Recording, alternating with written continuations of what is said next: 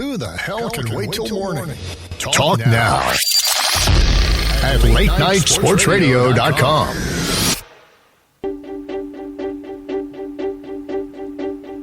I threw a wish in the well. Don't ask me, I'll never tell. I looked to you as it fell, and now you're in my way. I trade my soul for a wish, pennies and dimes for a kiss.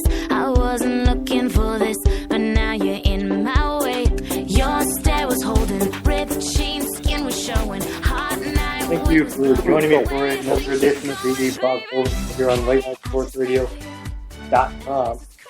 I'm here with Johnny Maloris from Sports Fan Chicago. Johnny, how you doing today? Oh, not too bad. Yeah, that's Sports Fan Chicago thing. You can probably check out most of my new stuff on WindyCityStars.com for the time being. That's actually the baseball team that I run. So, yeah, I got some stuff up there right now and some other stuff going up there in the future. But until we figure out what's happening with Sports Fan and I get the production company website going and everything else, that's where you have to find me for the time being. All right, perfect. And if you want to call in to voice your opinion to me or John, number is 585-633-7487. Johnny, MLB playoffs, full swing. Royals up 2-0 on the Baltimore Orioles. What do you have to say about this series so far? Yeah, it's pretty interesting. You know what I mean? To see the fact that they've taken such a demanding lead over it already, and it just kind of goes to show you, a lot of times with some of these younger teams, they get a little bit of confidence, and it seems like a lot of things are working out relatively well for them. And so we'll kind of see where it goes. But right now, I wouldn't put it past Baltimore. I wouldn't count them out of this one just yet, 'cause they do have quite a bit of power, and with the random power that Kansas City is seemingly found here in the postseason, I'm just not sure how much longer that's going to last. But they do have a great bullpen. It's just whether or not Ned Yost is going to be able to pull the proper strings at the right time, and that's something that he's going pretty lucky with it this year. Luckily, for him, he has a bunch of solid pitchers in that bullpen. But we all know that Buck Showalter is pretty much a master of pitching changes. Do you think, with this Royals team, how nauseating is it to see the bandwagon rolling as much as it is? Well, I think a lot of it, with such a younger team, knowing that they don't have any really high-profile players on their team outside of really James Shields, you're going to get a lot of bandwagon jumpers. And I mean, honestly, that's fine. That's what a team like this is going to need. You know what I mean, to thrive. I know there was a lot of that with the White Sox, but they still had some high-profile players on that team. But you're going to get that, pretty much with any one of these teams. But you got to think, it's a postseason. Somebody has to pick, another team to kind of root for here. And I think a lot of people kind of went with them because they were the underdogs. And so far, I mean, they haven't lost yet. Well, with Yost and this Royals team, have you seen a run like this where, you got a manager that, everybody's questioning his decisions. You got a team that's never been here before. Have you ever seen a team, and you got Mike Moustakas, who's hit awful during the regular season and being a hero. There's just a bunch of storylines here I've never seen before. What would you compare this Royals run to in other baseball stories or other sports stories? You got to think about more recent teams that kind of came out of nowhere. Kind of in the real recent couple of decades here. You got to look at the Arizona team when they came back and beat the Yankees. I think a lot of people were kind of on their side. Maybe they gained a little bit more fan momentum. Once they reached a World Series against the Yankees, even though the Yankees have such a wide fan base, there's all the Yankee haters out there. So I think that was kind of where you saw everybody kind of gear up and get behind them. It was a fun team to watch too. You think with Luis Gonzalez. And Craig Counsell, all those guys. It was a pretty interesting team, and I think that was, again, where you would probably go and see, there's a bunch of people jumping on board with one team over the other. Well, and Brenly, it's weird. He has never got – why do you think it is with Brenly that he's never got another managerial job? Well, I don't know. It's kind of one of those things where he was a baseball lifer pretty much. And it's just, I think he just kind of got comfortable, doing the whole, the radio thing. We had him here in Chicago for so long, and his name was always brought up, every time there was a managerial change, his name was, first to mention on a lot of people's lists because he's such an intelligent, baseball guy. But I think, he just kind of learned to, enjoy doing what he's doing. And I think he feels that, at this point, he's pretty much out of that circle of, guys that would kind of come out and, to manage again. I was kind of interested to hear that in the Texas job, they brought up the name Jim Tracy, which I haven't heard in a long while. But yeah, no, it's definitely interesting, that he hasn't taken that step. But I mean, you and I both know, broadcasting is real fun. Yeah, well, you don't have to do anything. It's low pressure. You can pretty much do whatever you want, say whatever you want, as long as it doesn't, offend anybody in the clubhouse. You're good to go. Right. And I mean, and Bradley, he was so great, doing baseball here in Chicago, covering the Cubs. Always, was very interested in, in bringing up some of the, the newer stats, but still, he was real talk all the time. A very truthful guy. He'll come out to you very frankly, and say if there's, a younger guy, several times he criticized, Starlin Castro. And so, it's good still having, his perspective, from a fan's, point of view. So you at least get that. And he entertains also with, just a very knowledgeable guy, big into music and a bunch of other things. So he does bring, a great, view to a broadcast. Great perspective. With this Orioles matchup, you look at, just this matchup in general. It's bullpen, strength is for the Royals is defense and pitching, and the strength for the Orioles is really the power. And it's one out so far for the Royals.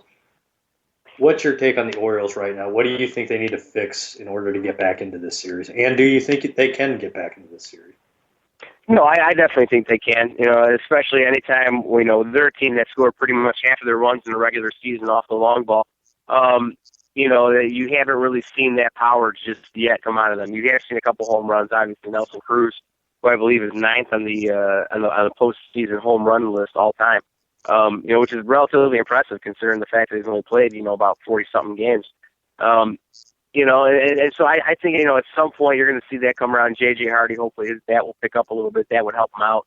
Thought it was interesting they kept Chris Davis off the roster, but, you also have to think they'd be playing them with 24 players for the first 5 games of the series. And Buck, that's something he'd be really willing to do. He really utilizes his entire bench. And like I said, he thinks the game. Nobody really, I would say, at the managerial level right now, kind of thinks the game as intricately as he does. I remember one time, I probably told the story to you before, but, there was one game where the White Sox were playing, I believe he was in Texas at the time, and ended up, bringing he gave him a lineup card, which is names, last names, and, numbers. And so he complained, I guess, Showalter threw a fit about it. And so Ozzie the next day handed him a stack and, a single profile on every one of his ball players, including headshots and everything else.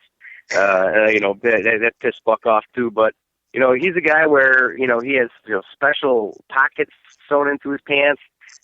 He has like the team jackets altered and stuff for his specifications. And so, if he's putting that much detail into his clothing, I would have to say that, he's really looking at pretty much every, single, aspect of the game. With this, the Orioles, do you think, heading to Kansas City, you would have thought if Kansas City's, momentum was going to stop, it would have been in Baltimore, because that's a pretty good atmosphere to go into. How much, if you're Baltimore, how much are you panicking right now? Down 2-0 going into Kansas City, and this is a crowd, not your typical baseball crowd that you're going into. This is a hungry crowd. They want to go to the World Series, and they haven't been. They want to make the most out of this postseason run, because who knows how many they're going to have coming here. Right. Yeah. Well, the one thing it's anytime you watch Jeremy Guthrie get on the hill, man, it's just something about him where he's just kind of able to keep hitters off balance. I mean, that's pretty much, the biggest aspect of his game is just the fact that he's going to go out there and, throw a bunch of junk, keep guys off balance. And, it's really tends to, it has worked for him. I mean, he comes like 3/4 angle, so he doesn't really hide the ball all that well. But, he does have a pretty good downward plane, coming down on his fastball. So, he is able to locate that. I mean, and that's the biggest, thing that makes him successful, the fact that, he is able to kind of, outsmart some batters, but also, he's able to locate his pitches when he's on. But otherwise, there's, a couple times where he might hang a breaking ball. He does throw that, pretty good curveball. But, on days that are off for him, there's guys all over that, that Baltimore lineup that'll be able to take advantage of that. So I think, if they can pick up, at least this, this first game here in Kansas City, the fans are still going to be there and be loud like they have been, but I do think that, Baltimore can, fight through that, bring it back to Baltimore again, and then, see what happens from there. But generally speaking, it's just the experience that they have on the Baltimore roster. It's just kind of hard to say that they're not going to be able to battle through this. Do you think Mike Moustakas has shaken the nickname Mike Moustinkus? Yeah, that's an interesting one. Yeah, I mean, he was, highly touted. Thought that he was going to bring some power to the team, and that was something that they had, been highly touted for, all through the time he was drafted. But it never really came together. He had a lot of time, a difficult time, kind of like honing in on the strike zone. So there was a lot of strikeouts there, a lot of different adjustments to his swing, and I think after a while, kind of got lost. But for whatever reason, right now, he seems to be pretty focused, and that's probably the biggest thing, that Kansas City's done so far is somehow Ned Yost has kept all these guys together. Right now, I know they're running on so much adrenaline, but they're a confident bunch, and right now they haven't gotten rattled. So, it's hard to say that they won't fall back, at least in terms of, Eric Hosmer. He's kind of been shaky on and off in terms of, his consistency. And, with Moustakas now just finding it, it's hard to say that he won't lose it just as quickly. With Moustakas, I mean, it's kind of like, I don't know, he doesn't hit all regular season.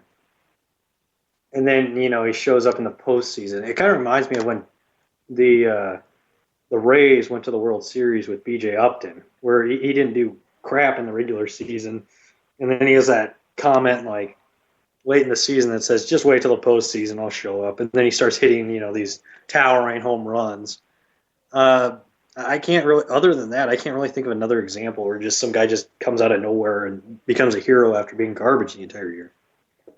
Yeah, well, I mean, he isn't, by far he's not, the number one hero right now on the team. I think that's pretty much, their whole, look on it is the fact that, it's everybody working together. They're in terms of the base running, and how aggressive they are on the base paths, and so far, having Nick Hundley in there, he only threw out 19% of runners during the regular season, and Caleb Joseph, even though he's a younger guy, he threw out 40% of the runners, they tried going on him. That's been a big part of what Baltimore's been able to do is kind of sustain through the crazy injuries. I mean, you got to think about the guys they lost in terms of, Wieters and then Machado, and then, losing Davis too. Those are all major offensive, producers for them. So it's been really interesting, to see that, the fact that they've been able to hang in this. But, overall, at least in terms of Moustakas, again, just still really aggressive. But, I can't say that he's the, the number one star for them right now. Looking over in the in the National League, it's going to be a long. I'm guessing it's going to be a long series. It's not going to be. Neither one of these teams is going to be over at 5. If you're the Royals, I mean, we know the history of if you sweep, or if you have a quick series and then the other series goes long, it's never a good thing for the team that has a quick series in the World Series. If you're the Royals, do you I mean, I know you want to get to the World Series, but do you not intentionally, but do you do your best to make sure that you have a series that's comparable to the other series so you don't have to sit and wait for that other series to get over because you just lose all the momentum you have in that 6-7 days that you have off? Right. Yeah. You know,